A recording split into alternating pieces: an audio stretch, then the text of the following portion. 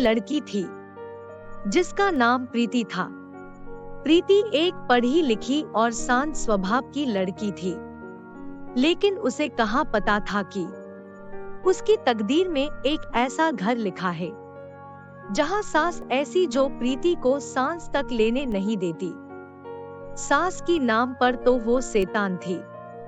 अरे वो प्रीति मर गई क्या? हमेशा किचन में बर्तनों को रगड़ती रहती है। उठ यहाँ से, घर में मेहमान आने वाले हैं। जा और घर की साफ सफाई अच्छी तरह से कर।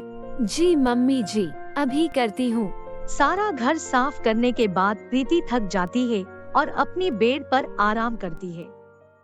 इतने में सास कहती है, अरे वो प्रीति, कहाँ है तू? प्रीति अपनी सास की आवाज सुनकर घबरा कर उठ जाती है। जी मम्मी जी, मैं घर का सारा काम खत्म करके बस थोड़ा सा आराम कर रही थी।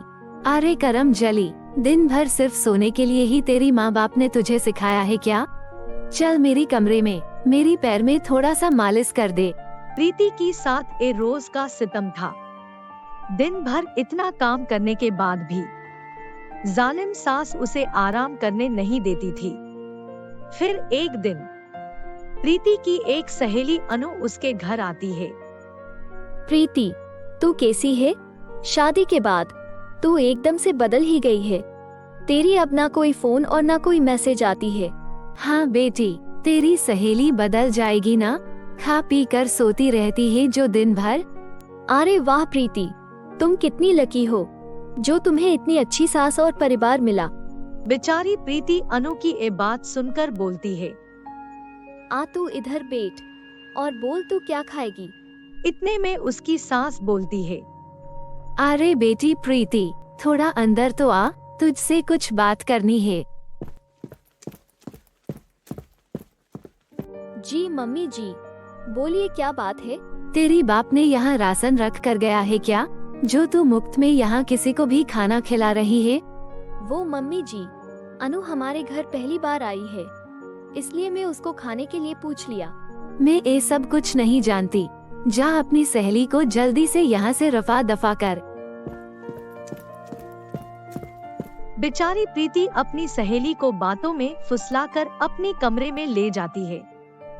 प्रीति, तुम्हारी जब इतने दिनों से फोन नहीं आया तो मैं घबरा गई थी कि तुम अपनी ससुराल में ठीक हो कि नहीं, इसलिए मैं तुमसे मिलने यहाँ चली आई। लेकिन यहाँ आकर पता चला कि तुम्हारी सास कितनी अच्छी है, वो तुम्हारी कितनी अच्छी से ख्याल रख रही है। अनु की बात सुनकर प्रीति रोने लगती है। अरे प्रीति, क्या हुआ? तू रो क्यों रही है? अनु, मैं दिन भर घर का काम करती हूँ। काम करते करते मेरी हाथ और पैर सूज गए हैं। आधी रात तक मैं मेरी सास की पैर का मालिश करती हूँ, फिर भी मेरी सास मुझ पर बहुत अत्याचार करती रहती है। कई बार तो वो मुझ पर हाथ भी उठाती है। क्या? ये तो तुम्हारी साथ बहुत जुल्म हो रहा है। तुम ये सब बर्दाश्त मत करो। तुम अपनी मम्मी पापा को इसके बारे में बोलो। नहीं अनु, ये सुनकर मम्मी पापा टूट जाएंगे। मैं उनको कुछ नहीं कहूँगी। जैसी तुम्हारी मर्जी। मैं अब जा रही हूँ, अपना ख्याल रखना। ऐसे बोलकर अनु वहाँ से चली जाती है। अनु की जाने के बाद प्रीति रो रो कर थोड़ी देर सो जाती है। इतने में उसकी सास की चिल्लाने की आवाज सुनाई देती है। अरे वो प्रीति, कहाँ मर गई? इधर आ, थोड़ी सी समय क्या मिला? महारानी घोड़े बेचकर सो गई, दिन भर बस सोती रहती है। इतने में बेचारी प्रीति डर के मारे उठकर अपनी सास की पास आती है।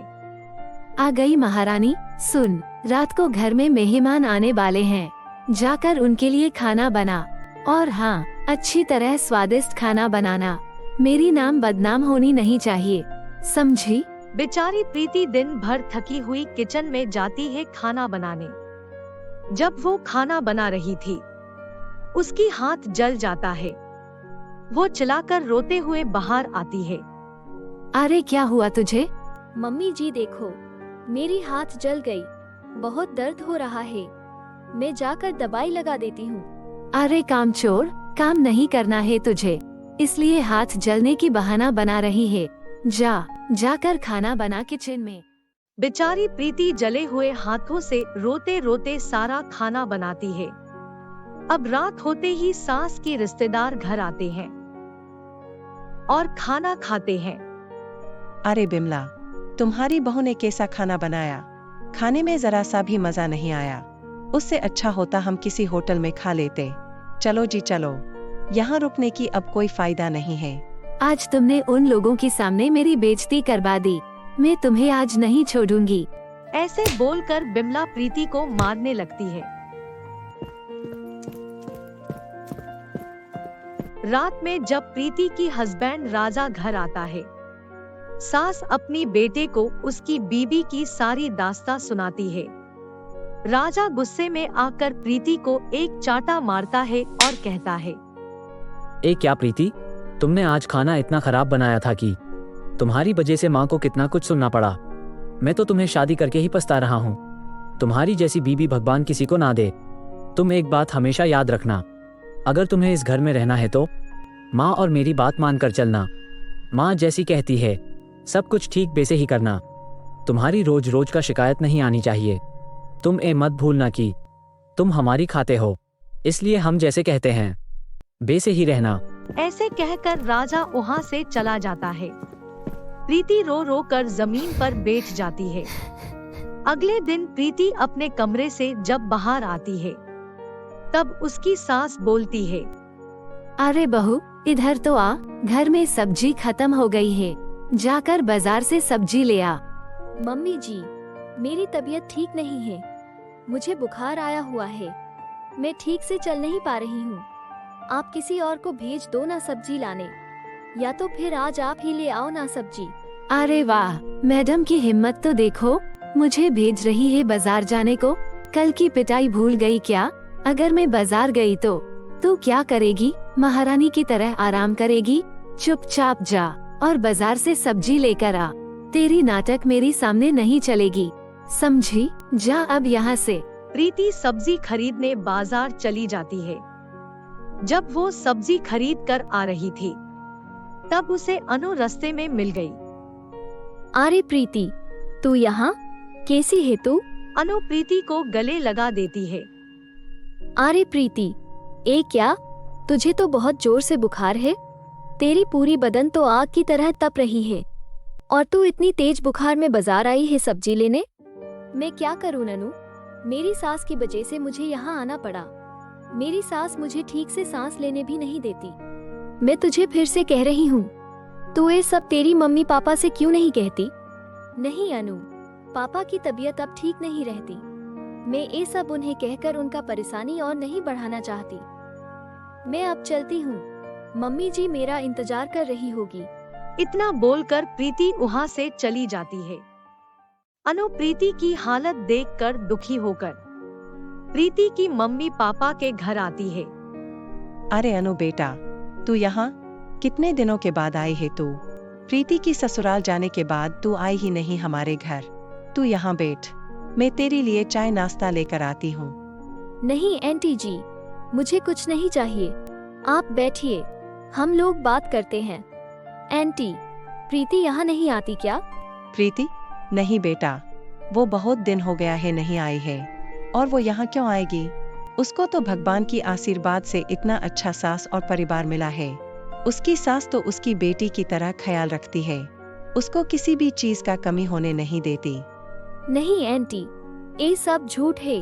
प्रीति वहाँ पर खुश नहीं है। उसके ऊपर उसकी सास दिन रात जुल्म करती है, उसको मारती पीटती है। वो वहाँ बहुत दुखी है। मैं उसे आज बाजार में मिली थी। उसको बहुत जोर से बुखार था, फिर भी उसकी सास उसको बाजार भेजी सब्जी लाने को। वो रो रही थी।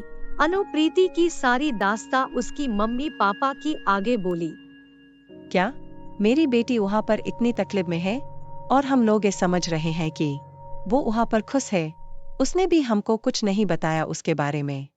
आंटी, अब आप लोग को कुछ ना कुछ करना होगा, वरना वो वहाँ पर जुल्म सह सह कर मर जाएगी। हाँ अनु, तुम ठीक कह रही हो।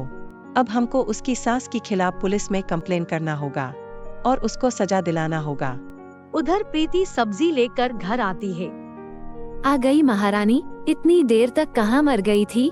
तेरी वजह से आज मेरा बेटा भूखा गया ऑफिस।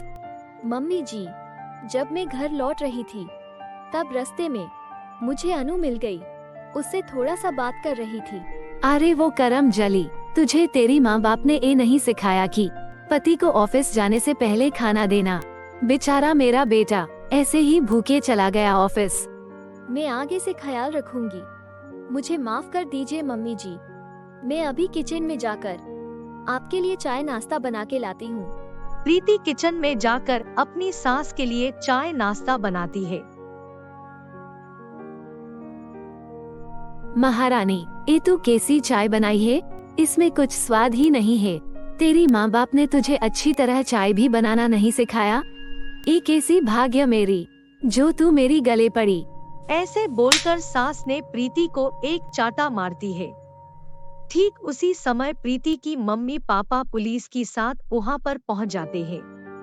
वाह संदन जी, आप एक औरत होकर दूसरी औरत के ऊपर हाथ उठाते हो। आपको शर्म नहीं आती? आपकी हिम्मत कैसे हुई जो आप मेरी बेटी के ऊपर इतना जुल्म कर रहे हो? इंस्पेक्टर, गिरफ्तार कीजिए इनको। अरे सदन जी, ये आप क्या कह रही हो? मैं प्रीति के साथ भला जुल्म क्यों करूंगी? वो मेरी बहू है। मैं ये सब सपने में भी नहीं सोच सकती। बस कीजिए आपकी ये चिकनी चुपड़ी बात। मुझे अनु ने सब कुछ बोला है और हमने भी देखा। अभी आप प्रीति के ऊपर हाथ उठा रहे थे। तू बोल प्रीति, मैं क्या झूठ बोल रही हूँ? मैं अगर मम्मी जी के खिलाफ बोली तो पुलिस उन्हें पकड़ कर ले जाएगी। ऐसे करने से उनकी और परिवार की बड़ा बदनामी होगी। नहीं नहीं, मैं अपनी सास के खिलाफ कुछ नहीं बोलूंगी। नहीं मम्मी, मेरी सास तो मुझे बहू नहीं बेटी मानते हैं। वो मेरी कितनी अच्छी तरह ख्याल रखती है। मुझे किसी भी चीज की कमी होने नहीं देती। किस्मत वालों को ही ऐसा सास और ससुराल मिलता है मम्मी। मैं यहाँ बहुत खुश हूँ। अनु ने मजाक में आकर आपसे झूठ बोला है। आप तो उसको बचपन से जानते हो। उसकी मजाक करने की आदत अभी तक नहीं गई। और मेरी सास मुझे मार नहीं रही थी। वो मेरी बालों में कुछ फंस गया था, उसको निकाल रही थी। आप खामोखा उनको शक कर रहे हो। अपनी बहू की ये बात सुनकर बिमला की सर शर्म से झुक जाती है। प्रीति की मम्मी पापा जाने के बाद वो प्रीति से बोलती है, मुझे माफ कर दो प्रीति। मैंने तुझ पर इतना जुल्म किया और तुमने मुझे माँ की तरह प्यार दिया और आज पुलिस की गिरफ्तारी से भी मुझे बचा लिया। मुझे माफ कर दे बहू। आप मुझसे माफी मत मांगिए। आप तो मेरी माँ जी हो और माँ ही होती है। बिमला खुशी से अपनी बहू को गले लगा देती है और उस दिन से बिमला की नफरत प्यार में बदलती है। वो अब प्रीति को अपनी बेटी की तरह प्यार करती है। प्रीति अपनी सूझबूझ से अपनी सास की दिल पे अपनी जगह बना देती है। आपको मेरी वीडियो अच्छी लगी है तो अपने फ्रेंड्स के साथ शेयर जरूर कीजिए और हाँ दोस्तों, लाइक और सब्सक्राइब करना मत भूलिए।